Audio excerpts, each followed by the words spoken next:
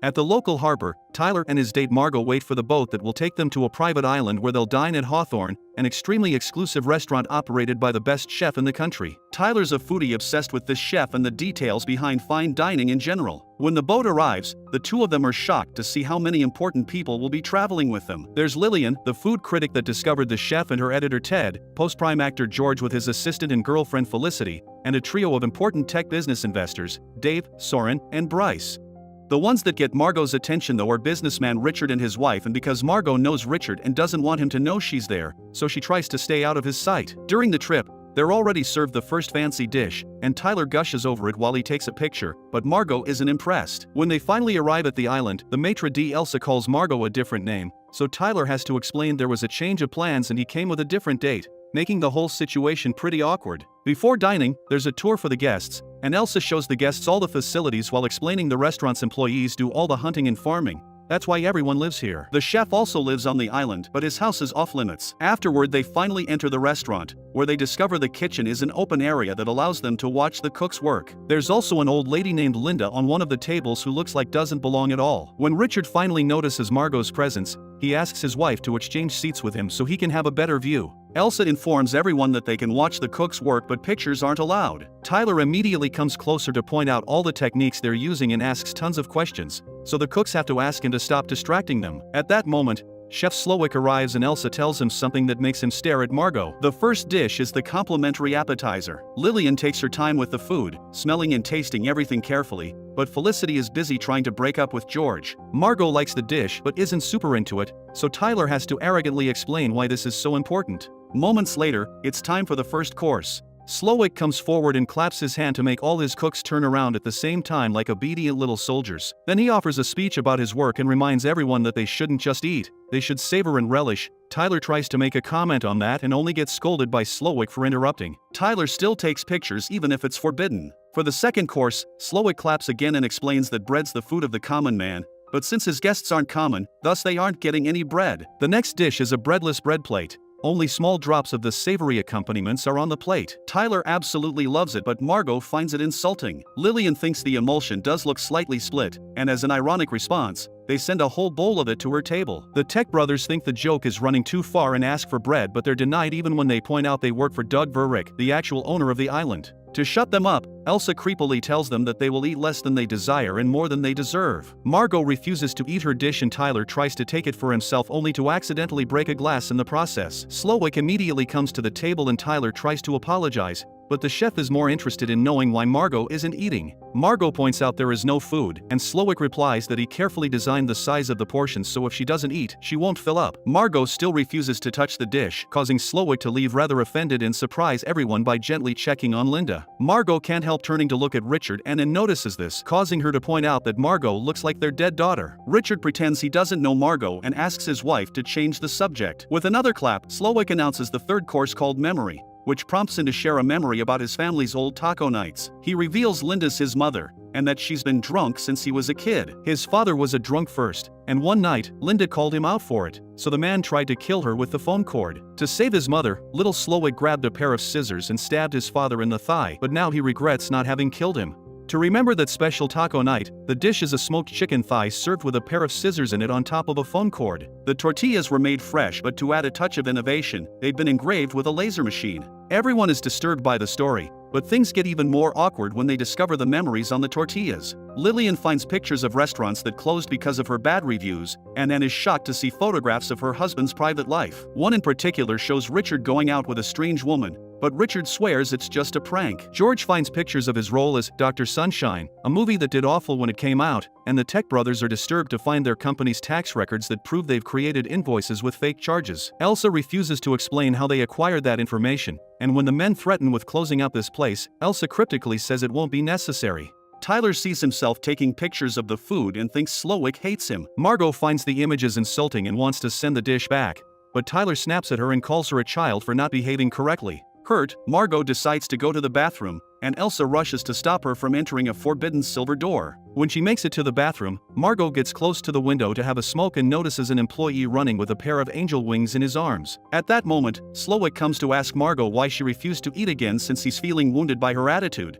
but Margot just says she isn't that hungry. Slowick also wants to know who she really is, and when she says she's just Margot from Nebraska, Slowick doesn't believe her. A moment later, the cooks start the preparations for the fourth course by putting a piece of fabric and some decorations on the floor. Slowick introduces everyone to Jeremy, one of his sous chefs who created the next dish called the mess. Jeremy studied in an important culinary school and his dream has always been to work for Slowick. And while Slowick admits he's talented, he doesn't think Jeremy is great. Jeremy may want a life full of prestige like Slowick's, but Slowick thinks his life is full of pressure, not to mention all the unhappy customers and critics that won't appreciate his work. Slowick asks Jeremy if he wants that life, and when Jeremy says no, Slowick kisses him on both cheeks and steps back before Jeremy takes out a gun. Then Slowick announces the fourth course and Jeremy ends things in front of anyone. The other cooks aren't surprised by this and watch solemnly, but all the guests freak out and step back except for Tyler, who finds this fascinating. As the body is taken away, Slowick asks everyone to sit down and accept this as part of the show. Everyone begins discussing if the death had been real or not, and Richard has had enough.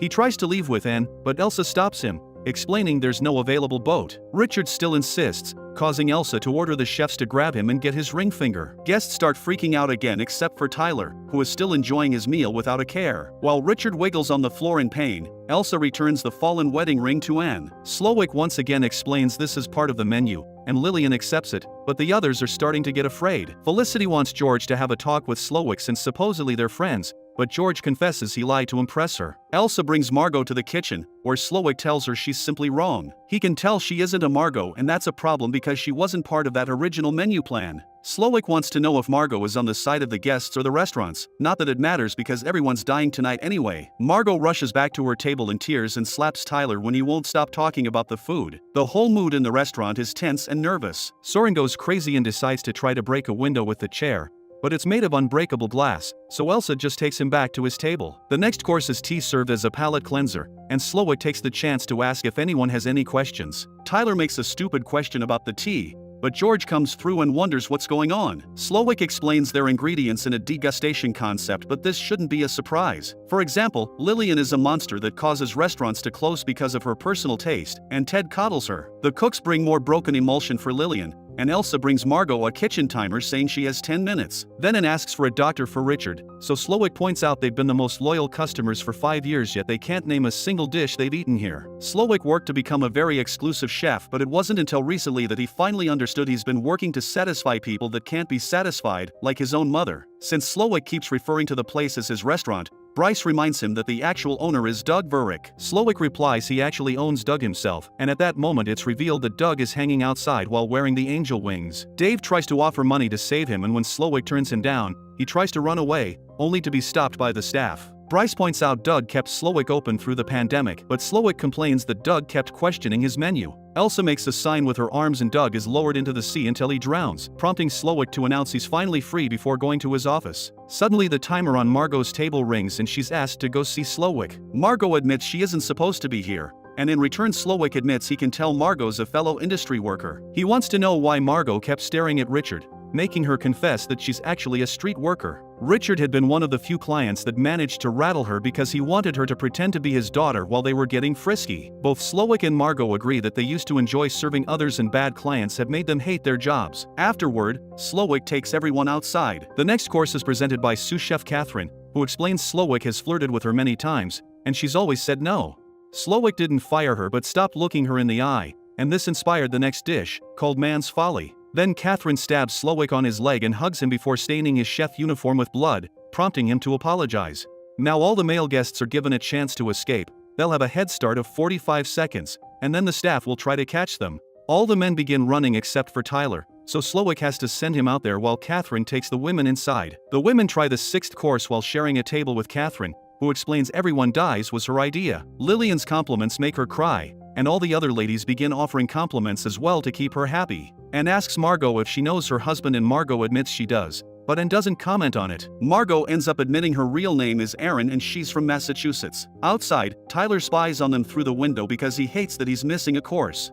Meanwhile, the staff goes after the men and finds them with no issues, no matter if they went to the forest or the beach. Ted hid in the smokehouse, and for his efforts, he's given a passered egg. All the men are brought back to the restaurant and George sarcastically apologizes to Felicity for being a failure, which makes her admit she's been stealing money from him. George already knew, and Felicity knew he knew. Suddenly Slowick announces the menu can't continue as planned until they solve an unresolved matter. He approaches Tyler and makes him confess that he had always known tonight's menu would include everyone dies. Tyler had a date but his girlfriend broke up with him, so he hired Margot because the restaurant didn't take reservations for just one, never caring about the fact she'd die. Margot's upset by this revelation and attacks Tyler, but the staff quickly pulls them apart. Next, Slowick points out how much Tyler knows about food and gives him a chef's uniform before pushing into the kitchen, asking him to cook in front of everyone even if Tyler doesn't want to. Tyler's cooking is messy, especially since Slowick keeps making fun of him for being Mr. Knowledgeable Foodie, meaning the final dish is an absolute disaster. Slowick tells Tyler he's why the mystery has been drained from his art and whispers something in his ear that causes Tyler to take off the chef jacket and run in tears. Afterward, Slowick takes Margot aside to ask for a favor. To start preparing dessert, they require a large barrel that is supposed to be in a corner but Elsa forgot to bring. Slowick wants Margot to go get it and ignores Elsa when she says the staff can do it. On her way out, Margot discovers Tyler has ended things for himself, but she doesn't care. Then Slowick returns to the dining area where George points out that this isn't really fair. Slowick explains George is being punished because he saw Dr. Sunshine some years ago and ruined the first day off he had in months. On the other hand, Felicity'll die because she graduated from Brown University without any student debt. Meanwhile, Margot makes it to the smokehouse but instead of grabbing the barrel, she grabs a knife. Afterward, she sneaks into Slowick's house, which is an exact copy of the restaurant but with a bed in it. Margot tries to leave through the silver door, but she's interrupted by Elsa, who has her own knife and reminds her this area is out of limits. Suddenly Elsa attacks Margot, explaining she doesn't want to be replaced. Margot defends herself with objects from the kitchen as she points out she doesn't want to work here, but Elsa says she didn't forget the barrel, Slowick just never asked for it. Both women end up struggling on the floor, and by trying to keep the knife away from her body, Margot ends up accidentally killing Elsa. After her initial panic is over, Margot takes Elsa's keys and opens the silver door. There she finds a simple room with Slowick's memories from when he was younger and happier with a family and a job making hamburgers. There's also a radio in the room, and Margot tries to use it to call for help. Back in the restaurant, Bryce is presented with a cake because his friends had told the restaurant that it was his birthday. Margot suddenly interrupts by entering with the barrel through the main door, and Slowick tells her he used to be a monster, but everything he does today is pure. His chef hands are so strong that he can touch fire without feeling pain because he can no longer be hurt. At that moment, a boat approaches the island, and Slowick realizes Margot used the radio. The staff immediately cleans all traces of blood from everyone and Slowick makes a threat: if the guests ask for help, then an innocent man will die. Coast Guard Dale enters the restaurant and asks what the problem is, but nobody dares to speak. Then Dale notices George and asks for an autograph because he's a big fan of Dr. Sunshine, so George pretends to give him one. When Dale is about to leave, he discovers the piece of paper actually says "help us" and takes out a gun, ready to defend the guests that now are brave enough to speak. Dale keeps the gun on Slowick for a few seconds only to suddenly turn around and point it at the candle on Margot's table, revealing it's just a lighter shaped like a gun. Dale isn't a Coast Guard, he's another member of Slowick's staff, and now he can return to the kitchen. Slowick's very disappointed in Margot for having betrayed him and declares her to be as bad as the other guests. Margot remembers what she saw in the house and decides to take a risk. She suddenly claps to get Slowick's attention, announcing that she doesn't like his food and that she would like to send it back. Slowick falls for Margot's manipulative tactics as she points out all the dishes were an intellectual exercise rather than something to enjoy. She's still hungry, so she wants to eat a proper cheeseburger, not some fancy, deconstructed poop.